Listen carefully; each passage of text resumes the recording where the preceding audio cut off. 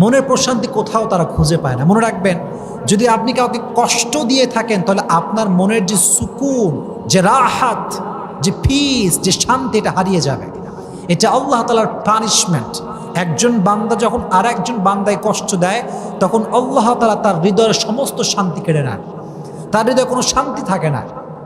এখন আপনি বলবেন যে হুজুর, কত মানুষ আমারে কষ্ট দিল, ওদেরকে দেখি ডার্টসে ঘুরে বেড়ায়, কোনো অশান্তি নাই, টাকা পয়সা, গাড়ি বাড়ি বউ, কোনো কিছুর অভাব নাই, ডার্টসে ঘুরতেছে, তাহলে আপনার কথার ব্যাখ্যাটা কি দাঁড়াবে? প্রিয় ভাইয়েরা, বাহ্যিক সুখটা আসল সুখ না, ভেতরের সুখটা হচ্ছে আসল সুখ। কথা বলেন ঠিক কিনা? আসল সুখ হচ্ছে ভেতরের সুখ। পিস অফ হার্ট যার নাই, পিস অফ মাইন্ড যার নাই, তার পুরো পৃথিবী থাকলেও তার কোনো কিছু নাই। That means if you have the peace of heart, then you have everything. And if you do not have the peace of heart, then you have nothing. মনের প্রশান্তি যার নাই তার কিছু নাই রে ভাই। এটা মারাত্মক বড় জিনিস। এজন্য যারা মানুষকে কষ্ট দেয় তাদের মনের প্রশান্তিটা হারিয়ে যায়। কাউকে কষ্ট দেবেন না। আমি সবাইকে হাত জোর করে অনুরোধ করছি, আর আমাকে শুনছেন পর্দার আড়াল থেকে যে মায়েরা বোনেরা শুনছেন, সবার কাছে দুটো হাত জোর করে বলছি, কখনো কাউকে কষ্ট দিবেন না। নিজে ভেঙে চুরে চুরমার হয়ে যান, নিজে কষ্ট পেয়ে ভেঙে শেষ হয়ে যান, কাঁদেন, আল্লাহর কাছে দাঁড়ান, তাহাজ্জুদ পড়েন, সেজদায় কান্না করেন, নিজে শেষ হয়ে যান, মানুষকে কষ্ট দিবেন না। এটা বড় মারাত্মক বড় একটা অপরাধ। এটা আমরা ফিল করি না, আমাদের ভেতরে রিয়েলাইজেশনটা নাই, মনের প্রশান্তি হারিয়ে ফেলবে। খবরদার, বিয়ালাত, মানুষকে কষ্ট দেবেন না, 1 নাম্বার। 2 নাম্বার যে বিপদ আছে সেটা হচ্ছে এই, যারা মানুষকে কষ্ট দেয় তারা তাদের লাইফ থেকে অনেক দামি একটা জিনিস হারায় ফেলে। এটা আমি আমার রিয়েল এক্সপিরিয়েন্স থেকে বলছি, দেখে বলছি, বুঝে বলছি। যারা মানুষকে কষ্ট দেয় তারা তাদের লাইফের সবচেয়ে মূল্যবান জিনিসটা একটা সার্টেন পিরিয়ড সে হারিয়ে ফেলে, হারায় যায়, বুঝেও না, মানুষ টেরই পায় না, আল্লাহ কেড়ে নেয়। এটা করবেন না। যদি নিজের ফেভারিট জিনিস হারাতে না চান, প্রিয় জিনিস যদি হারাতে না চান, মানুষকে কষ্ট দেবেন না। এটা খুব খারাপ, এটা খুব মারাত্মক জঘন্যতম অপরাধ। কোরআনে আল্লাহ তাআলা বলেছেন, ওয়াল্লাযীনা ইউযুনাল মুমিনিনা ওয়াল মুমিনাত বিগাইরি মাকতাসাবু ফাকাদ ইহতামালু বুহতানা ওয়া ইসমান মুবিনা। যেই বান্দারা একজন মুমিন বান্দাকে অথবা একজন মুমিনা বান্দিকে কষ্ট দেয়, তারা প্রকাশ্যে গুনাহ বহন করে। কোনো কারণ ছাড়া দেখবেন মানুষ মানুষকে ব্লেম করে, অপবাদ দেয়, তহমত দেয়, অথচ সে অপরাধটা করেই নাই সে। আল্লাহ বলছেন তারা প্রকাশ্যে গুনাহের বোঝা বহন করে। কষ্ট দিবেন না, কাউকে কষ্ট দিবেন না। নিজে কষ্ট পেয়ে শেষ হয়ে যান, কান্দেন, পাগলের মতো চিৎকার করেন, যাই হোক না কেন, মানুষে কষ্ট দেবেন না। 2 নাম্বার বিপদ। 3 নাম্বার যেটি ঘটে সেটি হচ্ছে এই, যে মানুষকে কষ্ট দেয়, মানুষের মন থেকে আল্লাহ তাআলা তার ভালোবাসা দূর করে দেয়। যদি আপনি আমাকে কষ্ট দেন, আমি কষ্ট পেলাম, অনেক কষ্ট পেলাম, আপনি মনে রাখবেন এটার ব্যাড ইফেক্ট যেটা আপনার লাইফে ঘটবে সেটি হচ্ছে এই, মানুষের মনে আপনার জন্য কোনো ভালোবাসা থাকবে না। এটা ন্যাচার অফ ল, এটাই প্রকৃতির নিয়ম। আপনি দেখবেন যারা সমাজে মানুষে গালি দেয়, রুড বিহেভ করে, এদের থেকে মানুষ অলওয়েজ ডিস্টেন্স মেনটেন করে চলে, ওদের কাছেও মানুষ যায় না। কারণ কি জানেন? আল্লাহর ধরা সবচেয়ে বড় ধরা। আল্লাহর ধরার মতো বড় ধরা পৃথিবীতে আর কোথাও নাই। এই জন্য যখন মানুষকে কষ্ট দিবেন, মানুষের হৃদয় থেকে আল্লাহ তাআলা আপনার প্রতি যে রেসপেক্টটা ছিল, যে সম্মান ছিল, যে লাভ ছিল, এটা আল্লাহ দূর করে দিবে। এটা হচ্ছে 3 নাম্বার বিপদ। আর last and final, and that is very dangerous, very dangerous. সেটা কি? এদিকে তাকান, আমার চোখে চোখ রাখেন, কথাগুলো বোঝার ট্রাই করেন। যখন আপনি মানুষকে কষ্ট দিবেন, কবরে আপনার তওবা করেছেন, আল্লাহর কাছে কান্নাকাটি করেছেন, তাহাজ্জুদ করেছেন, আজীবন আল্লাহর কাছে তওবা করতে করতে আপনার সব গুনাহ মাফ হয়ে গেছে, মাশাআল্লাহ, দ্যাটস ভেরি অ্যামেজিং, সব মাফ হয়ে গেছে, খুব ভালো। কিন্তু যদি আপনি মানুষকে অজান্তে কষ্ট দিয়ে থাকেন, এই গুনাহটা ক্ষমা হবে না। এটা ক্ষমা হবে না, বিকজ হক যেটা আছে এটা 2 প্রকার। একটা হচ্ছে হকুল্লাহ, একটা আল্লাহর হক, আর একটা হচ্ছে হকুল ইবাদ, বান্দার হক। আল্লাহর হক নামাজ পড়বেন, পড়েন নাই, তওবা, ক্ষমা করে দিবে আল্লাহ। আপনার আল্লাহর হক সামর্থ্য হয়েছে হজ করতে হবে, করেন নাই, আল্লাহ ক্ষমা চাই, তওবা করলাম, আল্লাহ আবার করব, আল্লাহ মাফ করে দিবে। এটা ক্ষমা হতে পারে, বিকজ আর রহমান আর রহিম, he is the most merciful, the most gracious, the most kindful, সবচাইতে দয়াময়, সবচাইতে মায়াময় একজন। জবান খুলে বলেন তিনি কে? আল্লাহ হচ্ছেন সবচাইতে মায়াময়। এটা ক্ষমা হতে পারে। বাট হকুল ইবাদ, বান্দার হক, বান্দা ক্ষমা না করলে ক্ষমা হয় না। This is very dangerous. This forgiveness depends on the person hmm he has offended. আপনি যাকে কষ্ট দিয়েছেন, যেই ব্যক্তি যাকে কষ্ট দিয়েছে, এটার ক্ষমা এক্স্যাক্টলি ওই ব্যক্তির উপর নির্ভর করে যাকে সে কষ্ট দিয়েছে। সে যতক্ষণ পর্যন্ত ক্ষমা না করবে ততক্ষণ পর্যন্ত ক্ষমা হবে না। এই জন্য প্রিয় ভাইরা, যারা মানুষকে কষ্ট দেয়, যারা মানুষের সঙ্গে প্রতারণা করে, যারা মানুষের সঙ্গে কথা দিয়ে কথা রাখে না, এদের ক্ষমাটা আটকে যায়। কবরে সব গুনাহ মাফ হয়ে গেলেও এই কষ্ট দেওয়ার গুনাহটা মাফ হয় না যতক্ষণ পর্যন্ত যাকে সে কষ্ট দিয়েছে সে যতক্ষণ পর্যন্ত মাফ না করে ততক্ষণ পর্যন্ত এই বান্দার ক্ষমাটা আটকে যায়। জোরে বলেন নাউজুবিল্লাহ। আমাদেরকে আল্লাহ হেফাজত করুক, আল্লাহ আমাদেরকে আমানত রক্ষা করার তৌফিক দান করুক। আপনারা সকলেই পড়েন আমিন। কথার মাধ্যমে কষ্ট দিবেন না, আঘাত দিবেন না। যতটুকু পারা যায়, your behavior should be soft, should be normal. When you are talking about Quran and Sunnah, your face should be smiling. When you are talking about the Hadith, you have to give your speech according to Quran and Sunnah. যখন যা করছেন সব কিছুতে দুইটা source থাকবে, এটা কোরআন আর একটা সুন্নাহ। যদি বলেন কয়টা সোর্স? কোরআন এক নাম্বার, দুই নাম্বার কি? সুন্নাহ। মাশাআল্লাহ, এটা ফলো করবেন। তাহলে আমরা দুই নাম্বার বিষয় জানতে পারলাম, যতদিন বেঁচে আছি কোনোদিন কাউকে কষ্ট দিয়ে একটা কথাও বলবো না। আমরা সকলেই বলি ইনশাআল্লাহ। আত্মাকে পরিশুদ্ধ করেছে যে, সফল হয়েছে সে। সুবহানাল্লাহ পড়েন। আচ্ছা, একজন ওয়ালি আল্লাহ, নবী নন তিনি, তার কথা কোরআনে আছে। তার নামটা কে বলতে পারে? লোকমান হাকিম। বলেন সবাই, নাম কি?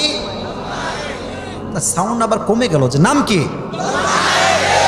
তিনি কোনো নবী নন, তবে তাকে আল্লাহর এত পছন্দ হয়েছে, তার নামটা আল্লাহ নিজেই কোরআনে শুধু নাজিল করে নাই, তার নামে একটা সূরা আল্লাহ কোরআনে দিয়ে দিয়েছে। সুবহানাল্লাহ। তো লোকমান হাকিমের ব্যাপারে একটা ঘটনা আসছে, স্টোরি বলছি। ইবনু জারির আর তবারিতে আসছে এই স্টোরিটা। ঘটনা শুধু শুনলেই হবে না, কি বুঝলাম, কি শিক্ষা পেলাম, বোঝার দরকার। যুবক ভাইরা আছে না নাই? তো তার মালিককে বলল যে, ইবনে জারির তবারিতে এই ঘটনাটা আসছে যে, তোমার যে গোলাম আছে লোকমান হাকিম, সেটা কোনো সাধারণ মানুষ নয়। সে রাখাল হতে পারে, বাট সে যেখানেই যায় তার ভাষা এত সুন্দর, তার উইজডম, তার জ্ঞান, তার প্রজ্ঞা এত সুন্দর, সে যেখানেই বসে হাজার মানুষ তার কথা শুনতে চলে আসে দূর দূর থেকে। সুবহানাল্লাহ পড়বেন না? তো তার মালিক বলছে, তাই নাকি? লোকমান হাকিম এত জ্ঞানী, সে আমার গোলাম, লেটস টেস্ট হিম, তাকে পরীক্ষা করা যাক, কি অবস্থা দেখি তো। তো বলছে লোকমান হাকিম, তা এদিকে আসো, কাম হিয়ার, এদিকে আসো। আসছে, বলছে মালিক কি বলবেন বলেন। তো মালিক কিন্তু তার মেধা চেক করছে, টেস্ট, পরীক্ষা। বলছে ইযহাব। কথা কে বলে রে?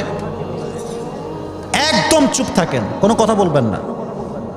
ইযহাব ওয়াদবাহ শাতান ওয়াখরিজ মিনহা আতয়াবা মুযগাতাইন।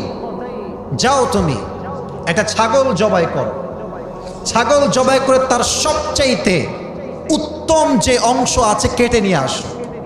লোকমান হাকিম চলে গিয়ে ছাগল কাটবার জন্য, জবাই করবার জন্য ছাগল জবাই করেছে, ছাগলকে ফেড়ে দিয়েছে এবং তার বুক থেকে হার্ট, কলিজা কেটে নিয়ে আসছে। কলিজা কি কেটে নিয়ে আসছে? যুবক ভাইরা সবাই বলেন দেখি।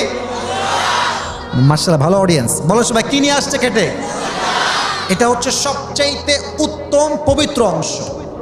এবার মালিক বলছে আবার যাও, ইযহাব ওয়াদবাহ শাতান ওয়াখরিজ মিনহা আখবাথা মুযগাতাইন, এবং এবার ছাগলের সবচাইতে নিকৃষ্ট অঙ্গ কেটে নিয়ে আসবা। সে আবার চলে গিয়েছে। এবার যাওয়ার পরে ছাগল জবাই করেছে, ছাগল জবাই করে সবচাইতে নিকৃষ্ট অঙ্গ আবার কলিজায় কেটে নিয়ে আসছে।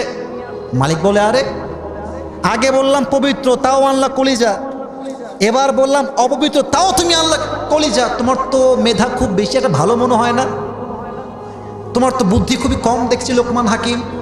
লোকমান হাকিম বলছে, মহারাজ জাহাপনা, আমার বুদ্ধি কম না বেশি এটা পরের বিষয়, তবে একটা কথা সত্য, প্রত্যেকটা মানুষের দেহে একটা অংশ আছে, একটা অঙ্গ আছে, এটা ঠিক মানুষটা ঠিক, এটা নষ্ট মানুষের পুরো দেহটাই নষ্ট। এই হাদিস নবীজি বলেছে। সুবহানাল্লাহ পড়বেন না?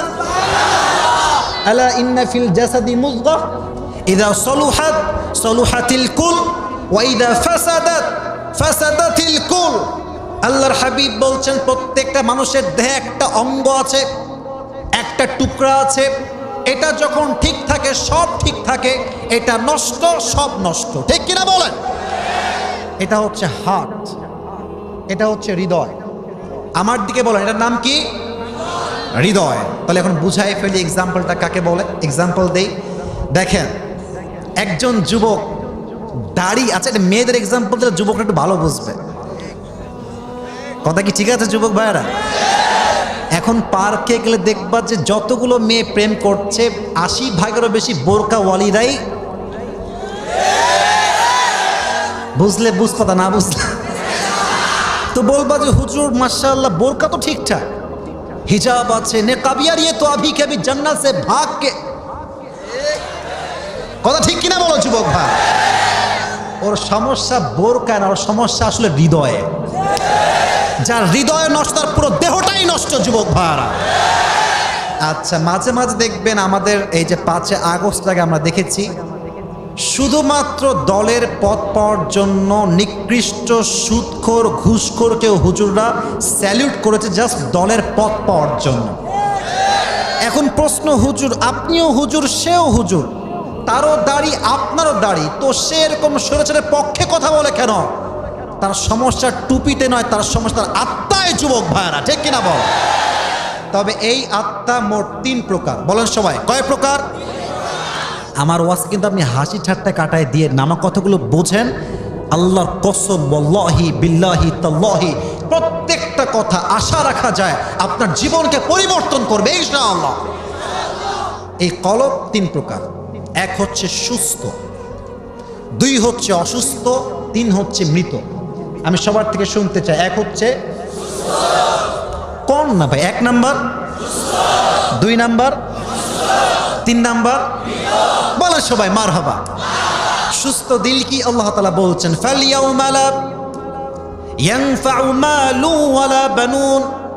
কিয়ামতের দিন অর্থ সম্পদ ধন কিচ্ছু কাজে দিবে না, একটা জিনিস ছাড়া, ইল্লা মান আতাল্লাহা বিকলবিন সালিম। যার আত্মা পরিশুদ্ধ হবে সেই দিন সে বিনা হিসাবে জান্নাতে প্রবেশ করবে। সুবহানাল্লাহ। This is called healthy heart, সুস্থ হৃদয়। সুবহানাল্লাহ পড়েন।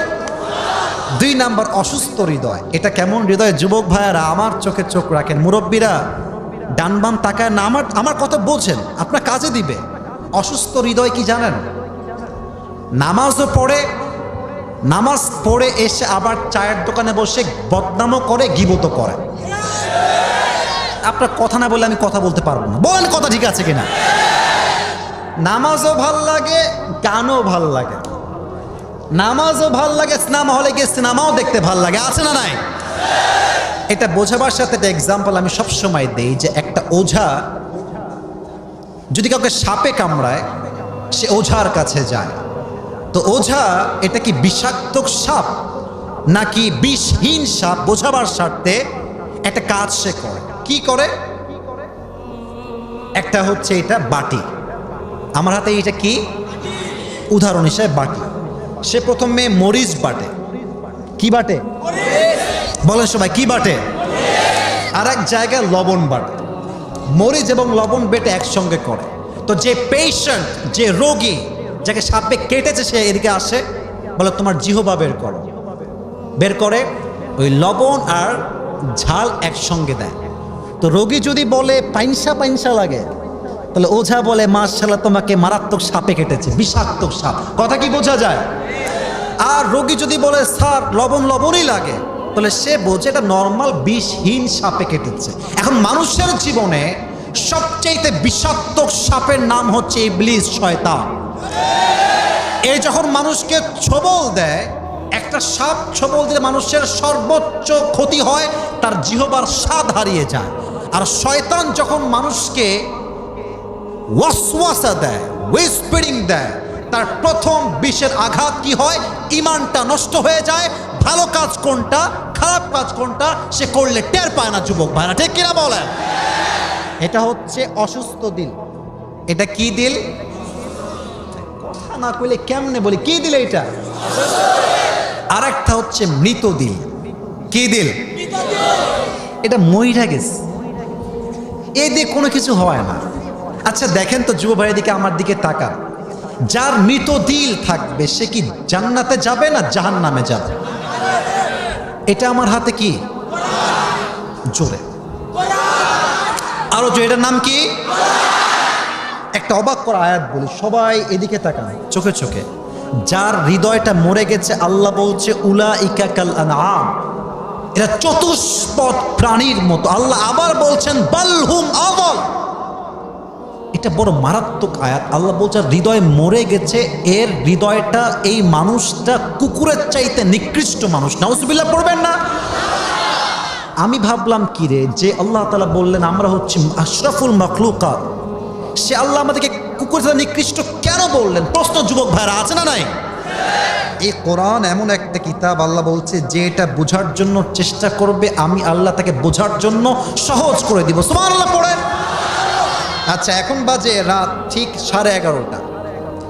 12টায় ওয়াজ শেষ হয়। মনে করেন জাস্ট উদাহরণ হিসেবে, আমাদের এলাকায় কিছু কুত্তা আছে না? কথা বলেন, আছে না? দেখবেন 12টায় গেলে ঘেউ ঘেউ ঘেউ ঘেউ ঘেউ করে। আছে আছে আছে। তো মনে করেন আমার একটা কুত্তা আছে, তার নাম হচ্ছে টমি। তার নাম কি? টমি। তো দেখবেন রাত বাজে 12টা, তো মালিক এসে বলছে গেটের কাছে, এসে হেঁটে হেঁটে আসছে। তো কুকুর দূর থেকে চিনতে পারে না যে আমার মালিকটা আসলে আসছে। কুকুর ঘেউ ঘেউ ঘেউ ঘেউ করে অ্যাটাক করবে। যখনই দেখছে আমার মালিক চলে আসছে, দেখবেন কুকুর সাইলেন্ট হয়ে যায়, মাথাটা নিচের দিকে দিয়ে ওর ভাষায় সে বলে I am extremely sorry sir, আমি আপনাকে চিনতে পারি নাই। মাথা নত করে বলে স্যার আপনি এবার যান। তো আল্লাহ বলছে কুকুর হয়ে তো সে মালিককে চিনল, আর আমি আল্লাহ তাআলা তাকে চোখ দিলাম, নাক দিলাম, কান দিলাম, হৃদয় দিলাম, দেহ দিলাম, টাকা দিলাম, সম্পত্তি দিলাম, বউ দিলাম, বাচ্চা দিলাম, সব দিলাম। ও সব চিনলো, আমি আল্লাহকে চিনতে পারলো না। কুকুর তো আল্লাহ মালিক চিনতে পারলো, আর এই মানুষ আল্লাহকে চিনতে পারে নাই। তাই আল্লাহ বলছে এটা কুকুরের চেয়ে নিকৃষ্ট হয়ে গিয়েছে। আল্লাহকে চিনতে হবে, আল্লাহকে চিনতে হবে। আচ্ছা 3 দিন আগে একটা দল নিষিদ্ধ হয়েছে, দলটার নাম কি? আমি আগে বলছি বাস দেওয়ার জন্য কাউকে আসে নাই। আচ্ছা তাকবীর দেন, লিল্লাহি তাকবীর। প্রিয় ভাইয়েরা, বেঁচে থাকতে ভালো হওয়া লাগবে, মরে গিয়ে ভালো হয়ে কোনো লাভ হবে না। একটা ছোট্ট ঘটনা বলবো, রাগটা করবেন না তো কেউ আপনারা। ব্যাঙে আর সাপে ছিল খুব বন্ধুত্ব। তো একদিন ব্যাঙ বলছে বন্ধু তোমার সবই ভালো লাগে, মাশাআল্লাহ, তোমার যে ফসফস শব্দ জাস্ট ওয়াও, তোমার যে গায়ের রং just looking like a wow, সব ভালো, সব ভাল লাগে বন্ধু। তবে একটা আপত্তি আছে, তুমি যখন হাঁটো এরকম ট্যাড়াং ব্যাড়াং করে হাঁটো, এটা ভাল লাগে না। এটা কি একটু সোজা করে হাঁটা যায় না? তো সাপ বলছে বেয়াদব, আমার ভুল ধরার দুঃসাহস তোকে কে দিয়েছে, বেয়াদব কোথাকার।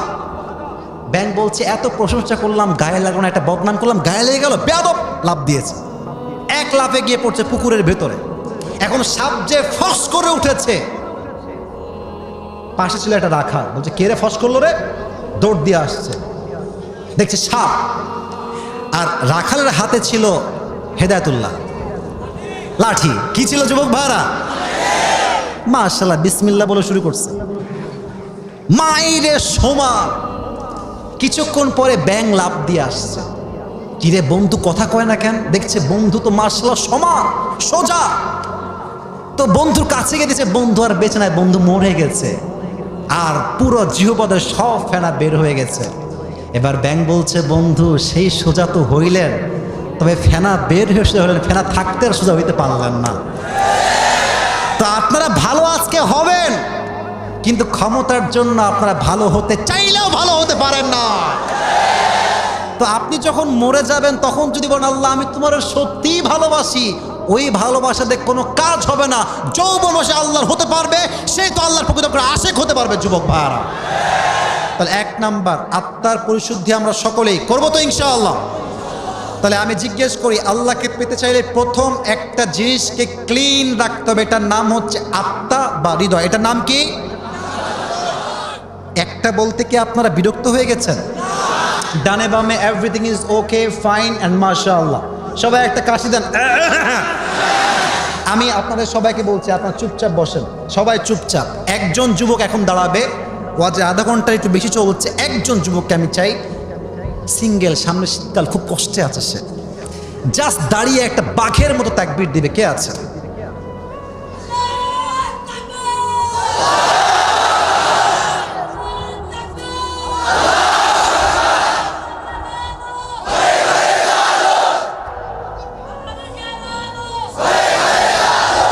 এবার তোর বউ কনফার্ম, বসে পড় বসে পড় বসে পড়। আল্লাহকে দিনদার নেককার বউ দিয়ে দিক, সকলে মন খুলে পড়ছে আমিন। 2 নাম্বার, যদি আপনি আল্লাহকে পেতে চান দুনিয়ামুখী হওয়া যাবে না, পরকালমুখী হওয়া লাগবে। কথা কি বোঝা যায় যুবক ভাইয়েরা? পরকালমুখী কেমনে হবেন? প্রথম উপায়, মৃত্যুকে যে স্মরণ করবে বেশি তাকে আল্লাহ নিজে পরকালমুখী বানায় দিবে। সুবহানাল্লাহ পড়ে। এখন কিছু ইমানি প্রশ্ন করছি, কুমারখালীর ভাইয়েরা ইমানের প্রশ্ন জবাব দিবেন। যদি জানেন বলবেন, নয় চুপ থাকবেন। মুরব্বী আব্বা যান, যদি বোঝেন জবাব দিবেন, নয় চুপ থাকবেন। আমি আপনাকে বলব, পরকাল যে সত্য, এখনই যে মরতে পারি, এটা কি বিশ্বাস আছে আমাদের? উত্তর শেষ, ইমানের প্রথম প্রশ্ন। দ্বিতীয় প্রশ্ন করছি, এটা ইমান নয়, এটা জ্ঞানের পরীক্ষা, মেধার পরীক্ষা। দুনিয়ার জীবনটা কি বেশি লম্বা না আখিরাতের জীবন বেশি লম্বা? দলিল কোরআনে আছে না? সূরাতুন নাজিয়াতের শেষ আয়াত, কান্নাহুম ইয়াওমা ইয়ারাউনাহা লাম ইয়ালবাসু ইল্লা আশিয়াতান আও দুহাহা। ভাই এই আয়াতটার অর্থ বোঝেন। আব্বাজান আমার দিকে তাকান। আল্লাহ বলছেন এই দেশের মানুষ যেদিন মারা যাবে, কিয়ামত যেদিন সে ফেস করবে, এতটা লম্বা সময় হবে কিয়ামতের সময়, সে বলবে আমার 60 বছরের জীবন মনে হচ্ছে একটা সকাল কিংবা একটা সন্ধ্যা। আল্লাহু আকবার। 60 বছরের জীবন একটা সকাল কিংবা সন্ধ্যা মনে হবে। Could you imagine how long time it is? কতটা লম্বা সময় হবে কিয়ামতের পিরিয়ডটা, ভাবেন না যুবক ভাইয়েরা? 3 নম্বর প্রশ্ন উত্তর দেন, দুনিয়ার জীবনটা বেশি উত্তম না আখিরাতের জীবন বেশি উত্তম? কোরআনের দলিল যুবক ভাইয়েরা আছে না নাই? সূরাতুদ দুহা আল্লাহ তাআলা বলছেন, ওয়াল আখিরাতু খায়রুল লাকা মিনাল উলা। The life of hereafter is much more better than this worldly life. আল্লাহ বলছেন দুনিয়ার জীবনের চাইতে আখিরাতের জীবনটা 1000 গুণ বেশি উত্তম। সুবহানাল্লাহ। এই পরকালের জীবনের দিকে ফোকাস করার জন্য একটা ছোট্ট ঘটনা বলছি বোঝাবার। আচ্ছা, আমি যে মাঝে মাঝে ঘটনা বলছি বোঝাবার স্বার্থে, রাগটা করছেন না তো আপনারা? এটা জাস্ট বোঝাবার স্বার্থে মাঝে মাঝে অনেক আলোচকরা বলে থাকে। এক যুবক ঘুমিয়ে আছে, এই ভাইজান দেখেন এদেরকে, একদম কথা বলবো না, এরা সবগুলো চুপচাপ বসে আছে। কুষ্টিয়া মশা মশা ভদ্র ঘরের সন্তান যুবক ভাইরা এখানে বসে আছে। কিপ কোয়েট, কিপ সাইলেন্ট, একটা কথা বলবো না, একটা কথা না। এক যুবক ঘুমিয়ে আছে, ভোর রাতে তাহাজ্জুদের সময় সে স্বপ্ন দেখছে যে এক বাঘ তাকে তাড়া করছে পেছন থেকে। সে দৌড়াচ্ছে, খুব দৌড়, পাগলের মতো দৌড়াচ্ছে। গিয়ে দেখছে একটা গাছ, তার ডাল, আর নিচে আছে পুকুর বা একটা বিশাল বড় খাল। লাফ দিয়ে গিয়ে ডাল ধরে ঝুলে পড়ছে। তো ডাল যখন ধরেছে, ডালের যে ভর, যে চাপ, এটা সহ্য না করতে পারে, ডালটাও ঝুলে গেছে। তো যুবক দেখছে পুকুর থেকে বা খাল থেকে একটা লম্বা অজগর সাপ এমনি হা করে আছে। বিপদ কি কম না বেশি? তো দেখছে আস্তে আস্তে চট চট চট চট করে শব্দ হচ্ছে। কি রে, কি হইল? দেখছে গাছের ডালের একদম গোড়ায় একটা ইঁদুর কটকট কটকট করে এই খাইতেছে। তাহলে এদিকে যদি পড়ে যায় খাবে হচ্ছে সাপে, আর যদি এদিকে পড়ে অর্থাৎ জমিনে খাবে বাঘে। বিপদ কি কম না বেশি? আমি আপনাকে হাসাবার জন্য বলছি, আপনাকে আমি চিন্তার খোরাক দিতে চাই, বোঝাতে চাই দুনিয়ার হায়াতটা আসলে কি। হঠাৎ করে সে দেখতে পাচ্ছে ঠিক গাছের একদম উপরে এটা মধুর চাক। হঠাৎ করে মধুর চাক থেকে মধু পড়ছে, তার জিহ্বায় এসে পড়েছে। এত সাপ, এদিকে যে বাঘ এদিকে যে সাপ, হা করে আছে খাওয়ার জন্য। মধু খেয়ে সব ভুলে গেছে, আর ওর মাঝে ঘুম ভেঙে গেছে। আগে সুবহানাল্লাহ পড়েন না ভাই আমার, কাহানি তো আবি বাকি হে মেরে দোস্ত, ঠিক কিনা বলো? ঘুম ভেঙে সঙ্গে সঙ্গে দৌড় দিয়ে গিয়েছে হুজুরের কাছে। হুজুর, স্বপ্নে দেখলাম এইরকম একটা কাহিনী, ব্যাখ্যা কি হবে? বলছে এটা শুধু তোমার স্বপ্ন নয়, এটা প্রত্যেকটা মানুষের জীবনের বাস্তবতা। সুবহানাল্লাহ পড়ে। কেমনে বাস্তবতা? বলছে এই যে তোমাকে বাঘ তারা করছিল, এটা হচ্ছে তোমার আজরাইল, এটার নাম কি? আর তুমি যে ডালে একদম ঝুলেছিলা, তোমার যে ঝুলে থাকার জীবনটা, এটা হচ্ছে তোমার হায়াত। আর হায়াত বলতে কোনটা? এই যে তোমাকে ইঁদুর কটকট কট করে খাচ্ছে, এই যে বারবার নষ্ট করে দিচ্ছে পুরো ডালটা, এটা তোমার হায়াত। দিন যাচ্ছে হায়াত শেষ, রাত যাচ্ছে হায়াত শেষ, ঠিক কিনা বলেন যুবক ভাইরা? আর নিচে তুমি যা দেখেছো একটা সাপ এমনি ওত পেতে আছে খাওয়ার জন্য, এটা হচ্ছে তোমার কবর। এটার নাম কি? তাহলে মধুটা কি হবে হুজুর? মধুটা কি?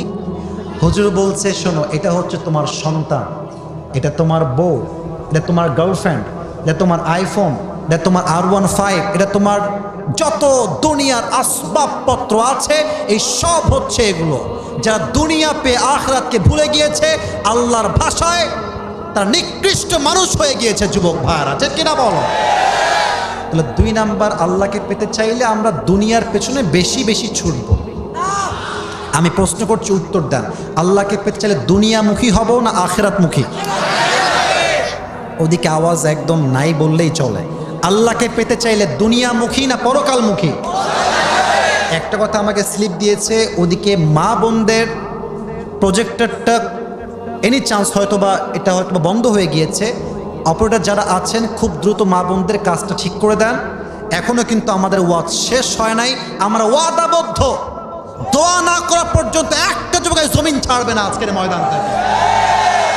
তাহলে আমরা কয়টা বলেছি আজকে? বলেন সবাই কয়টা? আত্মার পরিশুদ্ধি, 2 নাম্বার পরকালমুখী, 3। আচ্ছা, আপনাদের মা চলে গেছে দুনিয়ার থেকে, এমন কেউ কি আছেন? আহা, হাত নামা। আল্লাহ আমাদের প্রত্যেকের মাকে জান্নাতুল ফেরদাউস নসিব করুক, পড়া আমিন। আজকাল অনেক যুবক আছে দেখবেন, গার্লফ্রেন্ড পেয়ে গেলে বাপ মাকে মাইনাস করে ফেলে। আরে বেটা, মেয়েদের ভালোবাসায় যে বিশ্বাস করবে তো বাস খাবেই, কোনো সন্দেহ নাই যুবক ভাই। আমাকে বিশ্বাস করো যুবক ভাই, আমি তোমাদেরকে আমার বুকে হাত রেখে বলছি, আজকালকার মেয়েদের ভালোবাসার 90% টাকাটাই যুবক ভাইয়েরা পেছনে দায়ী থাকে।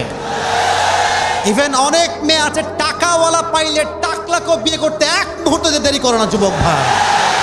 তবে আমার কথা একটা, আমার মুখের দিকে তাকান যুবক ভাইয়েরা, আমার মুখের নাম কি? আমার কথা ভাই সোজা সাপটা কথা, আমার দাড়ি দেখে যে বিয়ে করবে তাকেই বউ বানাবো, যে বিয়ে করবে না ও রিজেক্ট করার আগে আমি নিজে ওকে রিজেক্ট করে দিব যুবক ভাই। আমার কথা একটা, যে আমাকে দাড়ি দেখে বিয়ে করবে সেই তো আমার বউ হওয়ার যোগ্যতা রাখে, আর যে আমার দাড়িটাকে পছন্দ করতে চায় না সে আমার বউ হওয়ার যোগ্যতা রাখে না যুবক ভাই। আল্লাহকে পেতে চাইলে আব্বা আম্মাকে নিয়ে পাওয়া লাগবে। আপনি আব্বা আম্মাকে মাইনাস করে ফেলবেন, আল্লাহ বলছে, আমার কথা নয়, রসুলের কথা। রসুল যা বলে, ওয়ামা ইয়ানতিকু আনিল হাওয়া ইন হুয়া ইল্লা ওয়াহয়ু ইউহা। নবী যা বলে নবী নিজে বলে না, তাকে বলায় একজন, তিনি কে? হুমা জান্নাতুক ওয়া নারুক। তোমার আব্বা আম্মাই তোমার জান্নাত, তোমার আব্বা আম্মাই তোমার জাহান্নাম। যে আব্বা আম্মাকে খুশি রাখে, আল্লাহর জান্নাত তার জন্য ওয়াজিব হয়ে যায়। সুবহানাল্লাহ। আচ্ছা, আপনারা সবাই ওয়াইস করুনি নাম শুনছেন সবাই? নবীজি বলেন, এই ওমর, এই আলী, তোমরা দুইজন, এক হাজী সাহেব আসবে, ইসমুহু ওয়াইস করনি, তোমরা দুইজন। এরা কারা? যাদেরকে দুনিয়াতে আল্লাহ জান্নাতে টিকিট দান করেছে। সুবহানাল্লাহ নাই যে সবার, বলো সবাই সুবহানাল্লাহ। তো তারা দুজন বলছে, অবাক, ইয়া রাসূলুল্লাহ, আমরা তার কাছে কেন দোয়া চাইব? রাসূল বলছেন, তার আব্বা আম্মার খেদমত এত বেশি করেছে, এত বেশি যে যখন সে আল্লাহর কাছে হাত তুলে তার কোনো দোয়ার শব্দ আল্লাহ খালি হাতে ফিরায় দেয় না। তো হজের মৌসুম হয়ে গেছে, ওয়াইস করনি আসছে, তো খুঁজবে কেমনে? ওমরে ফারুক আসছে, পুরো কাফেলা দাঁড়িয়ে আছে, বলছে, প্রিয় ভাইরা, আপনাদের মাঝে ওয়াইস নামে কেউ কি আছে? বলছে, কেউ নাই। বলছে, তার আত্মীয় কি কেউ আছে? একজন দাঁড়িয়েছে, বলছে, হ্যাঁ আমি আছি। ভাই তুমি কে? বলছে, আমি হচ্ছি ওয়াইস করনির চাচা, সে হচ্ছে আমার ভাতিজা। আমি চাচা, সে আমার কি হয়? বলেন, সে আমার কি হয়? তো বলছে, সে কোথায়? বলছে, সে অনেক দূরে ছাগল চড়াতে গেছে, ছাগল। বলছে, আমাকে নিয়ে চলো, আমাদের সবাইকে, চলো আমরা দুজন মিলে যাবো। দৌড় দিয়ে গেছে, ঘোড়া দৌড়িয়ে। যাওয়ার পর দেখছে ওয়াইস করনি পাশে ছাগল, আর সে নামাজের মুসল্লায় দাঁড়িয়ে আছে। যখন সে পেছনে আসছে, কেউ বুঝে গেছে, খুব দ্রুত শর্টকাটে নামাজ পড়ে ফেলেছে। নামাজ সালাম ফিরে বলছে, ভাই আপনারা কে? ও তো আর জানা যায় না কে আসলে। তো ওমরে ফারুক বলছে, আনা ওমর ওয়া হুয়া আলী, আমি হলাম ওমরে ফারুক আর সে হচ্ছে আলী। সুবহানাল্লাহ পড়বেন না আপনারা? আর তার থর থর থর থর থর থর করে কাঁপছে। আপনারা আমার কাছে,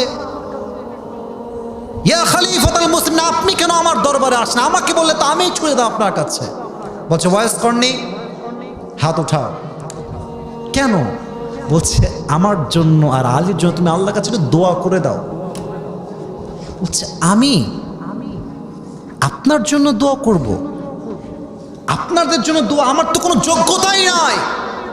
ওয়াইস করনিকে ওমরে ফারুক বলছে, ওয়াইস করনি, এটা আমাদের কথা নয়, স্বয়ং নবী তোমার থেকে দোয়া চাওয়ার জন্য আমাদেরকে অর্ডার দিয়ে গিয়েছে। সুবহানাল্লাহ। আর একটা কথা বলি, এই রেওয়ায়াতের ক্ষেত্রে কিছু সন্দেহ আছে, বাট বলা যায় কিছু জায়গায় এটা আসছেও বটে, যে কিয়ামতের দিন আল্লাহ বলবে, ওয়াইস করনি এদিকে আসছো, এই যে তোমার সামনে লোকগুলো আছে এরা সবাই জাহান্নামী, তুমি জাস্ট একা জান্নাতে যেও না, তোমার চোখ যেই যেই দিক পড়বে এদেরকে তোমার সঙ্গে আমি আল্লাহ জান্নাতে প্রবেশ করাই দিব। সুবহানাল্লাহ। অতএব আব্বা আম্মা ছাড়া জান্নাত পাওয়া যাবে না, আল্লাহকেও পাওয়া যাবে না, ঠিক কিনা বলেন? আমি ব্যক্তিগতভাবে দোয়া চাই আপনাদের সবার কাছে। আমার আম্মা একটু অসুস্থ, ঘাড়ে খুব ব্যথা, প্রেশার খুবই লো। আমি কথা বলছিলাম আমার সময়, এমনি দোয়া চাচ্ছি জাস্ট আপনাদের ভালোবাসার মানুষ হিসেবে, আল্লাহ আমার প্রিয় মাকে পরিপূর্ণ নেক হায়াত দান করে পড়া, আমিন।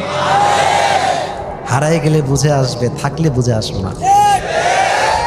আমি কথা ভুল বলছি আব্বাজান, আপনারা বলেন আমার কথা কি ভুল হয়েছে আব্বাজান? আপনারা বলেন একটা, এই কথা ভুল না ভাই।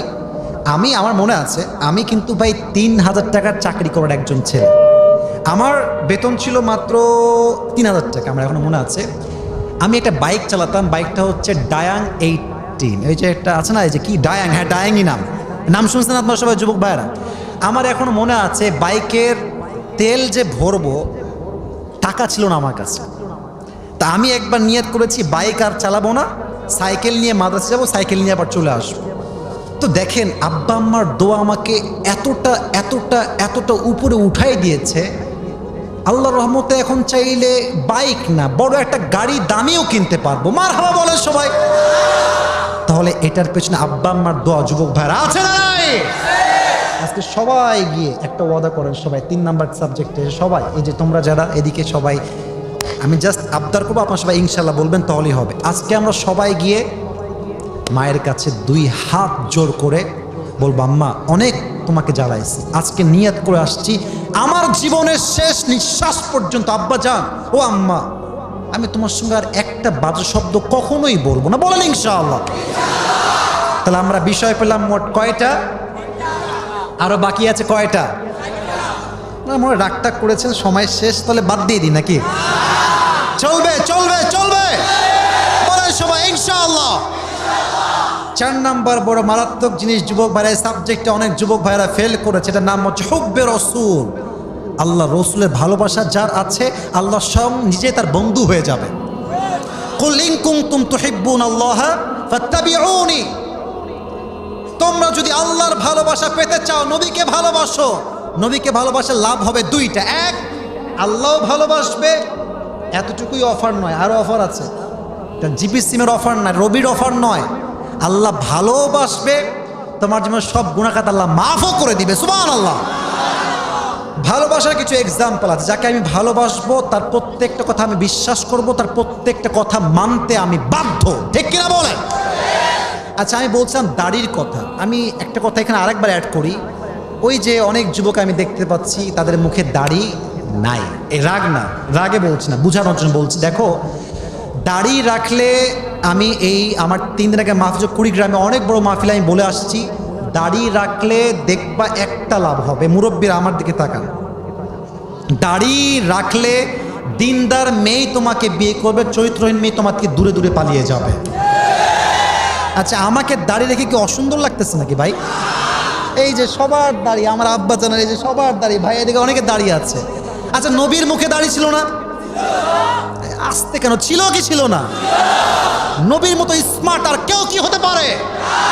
সুন্দর আর কেউ কি হতে পারে? যাদের চেয়ে সুন্দর তুমি, নবী আমার কামলিওয়ালা, দো জাহানের বাদশা তুমি, প্যারা নবী সাল্লাল্লাহু আলা, দো জাহানের বাদশা তুমি, প্যারা নবী সাল্লাল্লাহু আলা, চাঁদের চেয়ে সুন্দর তুমি, নবী আমার কামলিওয়ালা। সুবহানাল্লাহ। আমি জাস্ট একজন ব্যক্তির নাম সবাইকে জিজ্ঞেস করছি, জাস্ট ক্লু দিচ্ছি, গ্যাস করেন সেই ব্যক্তি। ইসলামের প্রথম খলিফার নাম কি?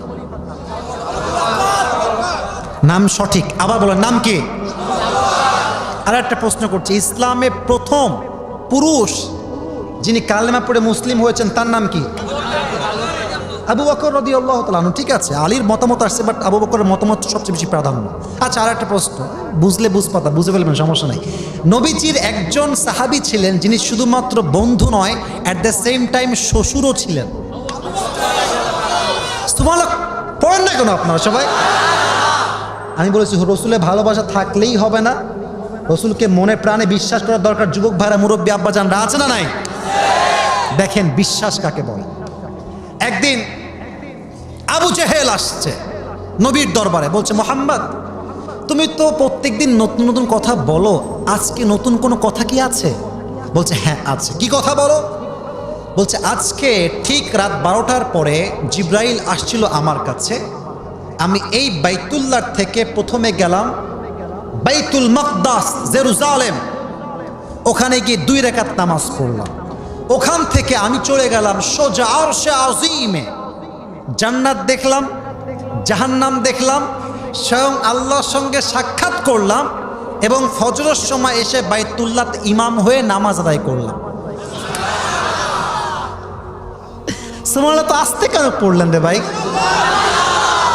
আবু জেহেল কয় মাথা মনে এবার পুরোটাই গেছে, এতদিন যা বলতো তা তো মানা যায়, এবার কি কয়?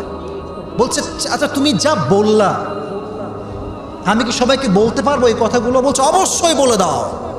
বের হয়ে আসছে, প্রথমে সাক্ষাৎ আবু বকরের সঙ্গে। আবু বকর এদিকে এদিকে এদিকে আসো, দৌড় দিয়ে আসো। বলছে বলো কি হয়েছে তোমার? বলছে আচ্ছা তুমি আমাকে বলো তো, কেউ যদি মসজিদে হারাম থেকে বাইতুল মাকদাস যেতে চায় তার সময় লাগবে কত? বলছে যে অন এন অ্যাভারেজ 2 মাস তো লাগবে। কয় মাস? শুনি নাই, বলেন কয় মাস? যেতে 1 মাস, আসতে 1 মাস। বলছে আচ্ছা ঠিক আছে, তো একমত তো তুমি? বলছে একমত। বলছে আচ্ছা তুমি যদি শোনো যে কোনো একজন মানুষ এখান থেকে রাতের বেলা বাইতুল মাকদাস গিয়ে আবার রাতের বেলায় ফিরে আসছে, ডু ইউ বিলিভ দ্যাট? তুমি কি বিশ্বাস করো? বলছে নো, ডেফিনেটলি নো, আমি তো বিশ্বাস করবোই না। বলছে তোমার বন্ধু এটা বলছে আমাকে। আবু বকরের চেহারার এক্সপ্রেশন চেঞ্জ। আবু জাহেল শোনো, লাইন কানা ক্বালা যালিক লা সাদাক, আমার বন্ধু যদি বলে থাকে আমার বন্ধু সত্যই বলেছে এক বাক্যে। আবু জেহেল কয় মাথা খারাপের তো মাথা খারাপ, সব শেষ হয়ে গেছে। আবু জেহেল চলে গেছে, আবু বকর আসছে।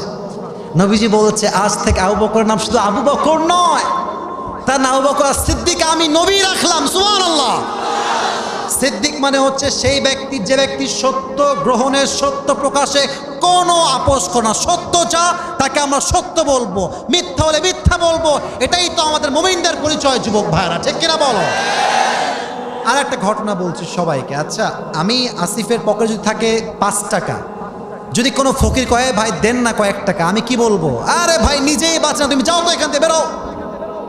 কথা ঠিক আছে কিনা যুবক ভাইরা বলেন? নবীজি বলছেন এই সাহাবা একরাম শোনো, সামনে আসছে যুদ্ধ, তোমরা যে যা পারো আল্লাহর রাস্তায় দান করো। তো ওসমান রাদিয়াল্লাহু তাআলা আনহু একা 10,000 সৈন্যের খাবার, সম্পদ, লস্করের যা অস্ত্র লাগে সব দান করেছে আল্লাহর রাস্তায়। সুবহানাল্লাহ। তো জোরে কোন সুবহানাল্লাহ। এবার আছে 2 জন সাহাবী বাকি, এক হচ্ছে ওমরে ফারুক আর এক হচ্ছে আবু বকর। তো ওমরে ফারুক বলছে এইবার সুযোগ আমি পাইছি। আবু বকর কিন্তু খুব গরিব এখন, আমি কি করব? আমি আমার সমস্ত সম্পত্তি ভাগ করে 1 ভাগ বাসায় রাখবো, আর 1 ভাগ আল্লাহ রসুলের জন্য নিয়ে আসবো। তো সব নিয়ে আসছে। এই দেখেন, আমার দিকে তাকান, এটা হচ্ছে টিস্যুর প্যাকেট। কিসের প্যাকেট? আর এটা জাস্ট একটা পোস্টার। দেখেন তো উঁচা কোনটা, পোস্টার না টিস্যু? কথা কোন, পোস্টার না টিস্যু? এটা হচ্ছে ওমরের দান, এটা হচ্ছে আবু বকরের দান, একদম চিকন ছোট। আর এটা হচ্ছে ওমরের দান, একদম স্তূপ মোটা উঁচু। তো নবীজি বলছে ইয়া ওমর মা খাল্লাফতা, তুমি কি রেখে আসছো? বলছে তারাক, আমি রেখে আসছি কি? বলছে আমি অর্ধেক রেখেছি, অর্ধেক নিয়ে আসছি। ইয়া আবু বকর মা খাল্লাফতা লি আহলিক, তুমি কি রেখেছো, কি নিয়ে আসছো? বলছে নবী আমি আল্লাহ এবং তার রসুলকে বাদ দিয়ে সব বাসার থেকে আপনার দরবারে নিয়ে আসছি। নবীজি বলল আবু বকর শোনো, আমি তোমাকে সাক্ষ্য দিচ্ছি। ভালোবাসা কাকে বলে যুবক ভাইরা? একটু বোঝো ভালোবাসা কারে কয়। তোমরা তো খালি মেয়েদেরকে ভালোবাসো এমনভাবে যে বাস খাইলে ছ্যাঁকা খেয়ে বেকা হয়ে যাও। আল্লাহর হাবিব বলছেন আমি জান্নাতে যখন যাব আমার ডান হাত থাকবে আবু বকরের হাতে। সুবহানাল্লাহ। অতএব নবীকে যে ভালোবাসবে তাকে ভালোবাসবে একজন, তিনি কে? কয় নাম্বার হলো? আপনার কি বিরক্ত হয়ে গেছে? মানে কয় নাম্বার হলো? আর বাকি আছে 3টা, এবং আমাকে দেওয়া সময় বাকি আছে মাত্র 10 মিনিট। আমি কি আরেকটু বেশি চাইলে করতে পারবো আজকে? আপনাদের যে অবস্থান এটা স্পষ্ট প্রমাণ হয়ে গিয়েছে কুমারখালীর মানুষ আসলে কোরআনকে ভালোবাসে। তাকবীর দেন, লিল্লাহি তাকবীর। 5 নাম্বার যা বলবো অনেক যুবক ভাইয়ারা অলরেডি ফেল করেই তোমরা বসে আছো। 5 নাম্বার, নামাজ নাই যার আল্লাহ নাই তা। আজহারি সাহেবের নানা সাইদি সাহেব, ওনার নামও, হ্যাঁ নাম শুনছেন আপনারা সবাই যুবক ভাইয়ারা? গোলাম সরওয়ার সাইদি সাহেব, উনি বারবার একটা কথা বারবার বলতেন, নামাজ নাই যার ইমান নাই তার। নামাজ নাই যার, মুসলিম পরিচয় করার অধিকার নাই তার। যুবক ভাইরা ঠিক কিনা বল? এই নামাজ আপনার লাগবে। এখানে অনেক যুবক আসছে এশাটাও পড়ে নাই, বাসায় গিয়ে ফজরটা পড়বে কিনা সন্দেহ আছে। আমি সব যুবককে বলছি আজকের ওয়াজ খোদার কসম 1 পয়সা কাজে দিবে না যে আমার জামাতে নামাজ না পড়তে পারে। যুবক ভাইরা ঠিক কিনা বলো? এদিকে তাকান, আমার নবীজির জীবনের শেষ কথা কি ছিল? বলেন সবাই আসসালাত। ওমরে ফারুক রাদিয়াল্লাহু তাআলা আনহুর একটা হাদিস বলছি, উনি যখন মারা যাবেন তার আগের দিন তার কাছে একজন অগ্নি উপাসক আসে, তার নাম হচ্ছে আবু লু আল মাজুসি। এসে বলছে ওমর তোমার একটা বিষয় আমি খুব ভালো লাগে, তুমি ইনসাফ ভিত্তিক বিচার করো। আমার একটা বিচার আছে আজকে, অভিযোগ, অবজেকশন। কি বলো? বলছে আমার যে মালিক আছে সে প্রত্যেক দিন আমার কাছে 6 দিরহাম চার্জ করে। বলেন সবাই কয় দিরহাম? তো তুমি একটু ওকে ডেকে আমার এটা কমায় দাও, আমি এত দিরহাম চার্জ দিতে পারছি না, আমার ব্যবসায় লস হচ্ছে। ওমরে ফারুক বলছে তোমার ব্যবসার সোর্স কি? তুমি আসলে কি বানাও? তোমার চাকরি কি? বলছে আমি খঞ্জর বানাই, চাকু। ডানেও চাকু, বামেও চাকু, মাঝখানে হচ্ছে হ্যান্ডেল। বলছে তাই নাকি? তুমি কি খঞ্জর বানাও? বলছে ইয়েস, আমি খঞ্জর বানাই। বলছে ভাই তোমার তো 6 দিরহাম নয়, তোমার তো 10 দিরহাম চার্জ হওয়ার কথা, কারণ তোমার ব্যবসা অনেক বড়, অনেক ব্রড। বলছে ও ওমর, বুঝে গেছি, সবাই হলো মুসলমান, তাই তুমি সব বেলায় নরম, আর যেহেতু আমি হচ্ছি অমুসলিম কাফের, তুমি আমার বেলায় হয়েছে গরম, তাই না? তোমার বিচার আমি একাই করবো, যাও, তোমাকে চ্যালেঞ্জ করে গেলাম। বের হয়ে গেছে, বের হয়ে সোজা বাসায় গিয়ে ওমরে ফারুককে, সোনামণি বসো বসো বসো, ওখানে বসো, ওই যে ওখানে বসো। একজনও না, মুরব্বীরা সব চুপচাপ আছে, সবাই তাকবীর দেন, লিল্লাহি তাকবীর। বলছে তোমাকে আমি দেখে নিব। বাসায় গিয়ে বিশাল লম্বা একটা খঞ্জর বানিয়েছে। সামনে আসছে শীতকাল, আমরা শীতকালে কি মুড়ি দেই গায়ে? বলেন সবাই, কি দর? চাদর। এবার তাকান, আমি হাদিসটাকে এক্সাম্পল দিয়ে বোঝাচ্ছি অভিনয় করে। এটা হচ্ছে চাদর।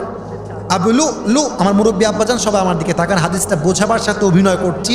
Just wanna make you realise what is the importance of সালাহ, নামাজের গুরুত্ব বোঝাতে চাই। এই চাদরটা নিয়ে দুই পাশে দিয়েছে, আর চাদরের যে এই ডানটা, এটা দিয়েছে এই বরাবর, আমি দেখাচ্ছি এমনে নেকাবের মতো। আর চাদরের এখান থেকে উপরি ভাগটা দিয়েছে এই কপাল, এই ভুরু পর্যন্ত। ফজর আজান যখন দিয়েছে, মুনাফিকের রূপে ছদ্মবেশে ফজর নামাজ পড়তে আসছে। ওমর ফারুক এসে বলছে, সফু সুফুফাকুম, কাতার সোজা করো, কাঁধে কাঁধ মিলিয়ে দাঁড়াও, আল্লাহু আকবার। দাঁড়িয়েছেন, নামাজ সানা পড়েছেন, সূরা ফাতিহা পড়েছেন, কিরাত পড়েছেন। আল্লাহু আকবার দিয়ে যখন রুকুতে যাবেন, লুক অ্যাট মাই বডি, আমার দেহের দিকে সবাই তাকান, বিশেষ করে আমার পেট দেখেন। এই যে এখানে হাদিসটা বোঝাবার স্বার্থে জাস্ট ফোকাস করতে চাচ্ছি, পেট দেখেন। আল্লাহু আকবার দিয়ে রুকুতে যখন গেছেন, পেছনের কাতারে মুয়াজ্জিনের পাশেই ছিল আবু লু আল মাজুসি, মুনাফিকের ছদ্মবেশে। যখন সে আল্লাহু আকবার দিয়ে রুকুতে গিয়েছে, সঙ্গে সঙ্গে চাদরটা হটিয়ে বিশাল বড় একটা খঞ্জর বের করে, এবার আমার পেটে দেখান, চোখে না পেটে, খঞ্জরটা বের করে, এটাও চাকু, এটাও চাকু, এটা হচ্ছে ধরার হ্যান্ডেল, এটা ধরে ওমরের পেটে এমনি একটা, আবার একটা, আবার একটা, তিনটা একাধারে এমন জোরে পোঁচ দিয়েছে মুরব্বী আব্বাজান, যুবক ভাইরা। হাদিসে আসছে ওমরের দুই পেট কেটে ভেতরের নাড়ি ভুড়িগুলো সব বাহিরে বের হয়ে গেছে। নামাজের মাঝে তিনি চিৎকার দিয়ে বলছেন, কাতালানি আল কালব, আমাকে একটা কুকুর হত্যা করেছে, আমাকে বাঁচাও, কে কোথায় আছো?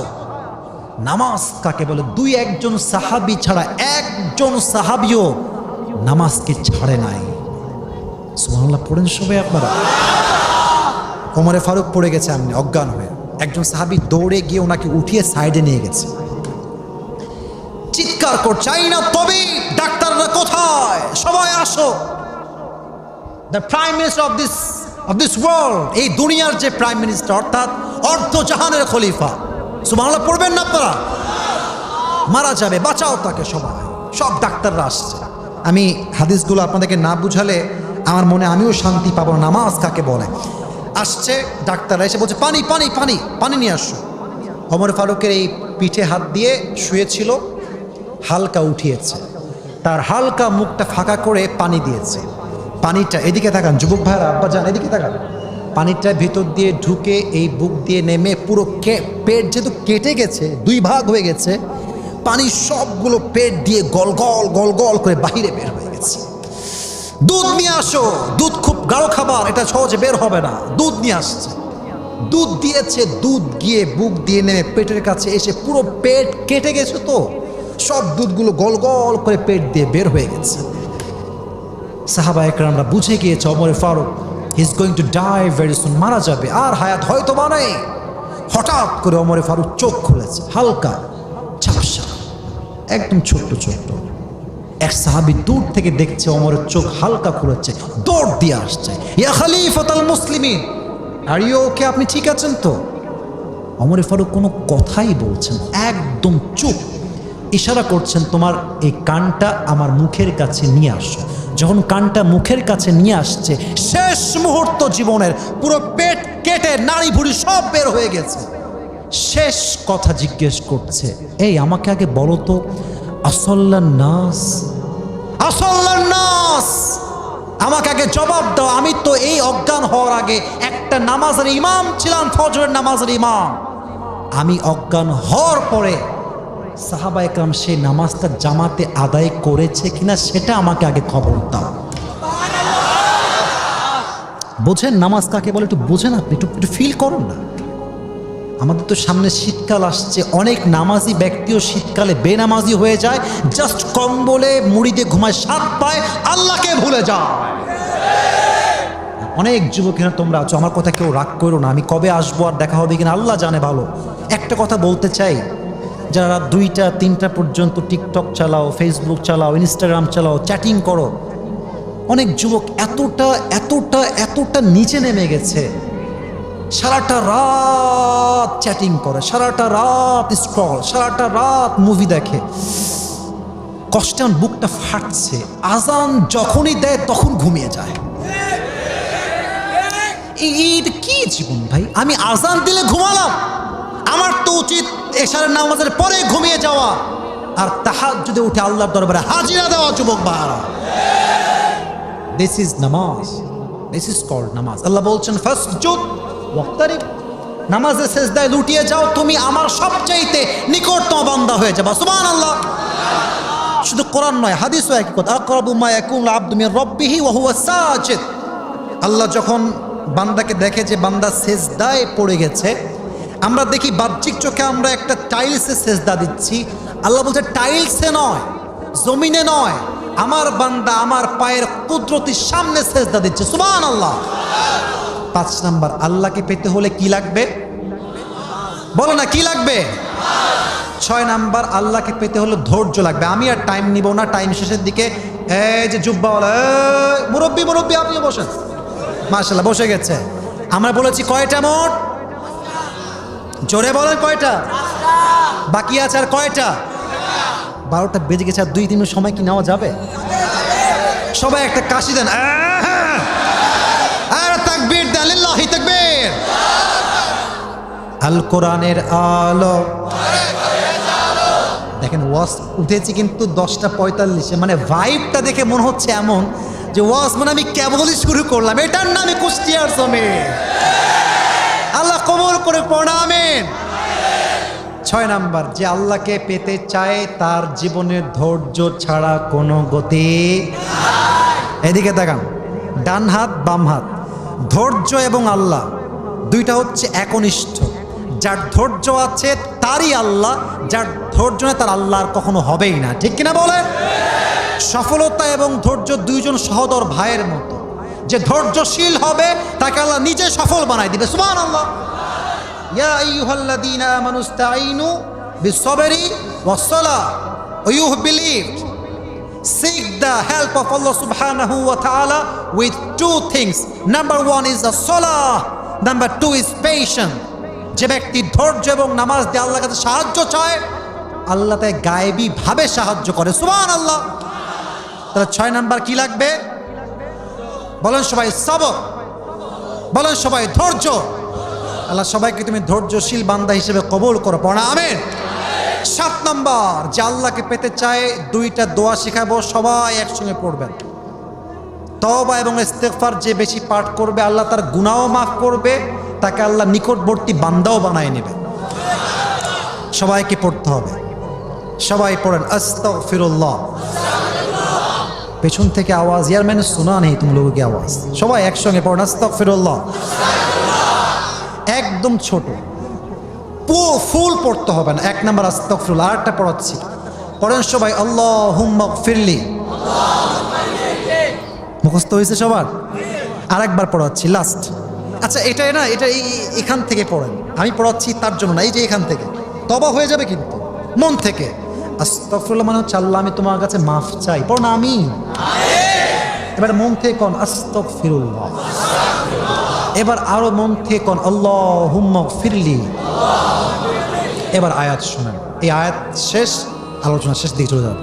আল্লাহ তাআলা বলছেন, শেষ আয়াত, ট্রান্সলেশন শেষ, ওয়াজ শেষ। এদিকে قل يا عبادي الذين أسرفوا على أنفسهم لا تقنطوا من رحمة الله। বান্দা অনেক গুনাহ হয়ে গেছে, পাহাড় পরিমাণ, আকাশ পরিমাণ। Never lose hope from the mercy of your Lord. Never be frustrated, don't be upset forever. কখনো তুমি কষ্ট পেও না, হতাশ হয়ে যেও না। হাত তোমার রবের দরবারে তোলো, কি ফায়দা হবে? ইন্নাল্লাহা ইয়াগফিরুয যুনুবা জামিআ। বান্দা যখন দুইটা হাত তুলে ক্ষমা চায়, তার চোখের পানি যখন পড়ে নাকের ডগায় আসার আগে তার জীবনের সমস্ত গুনাহ খাতা আল্লাহ নিজেই মাফ করে দেয়।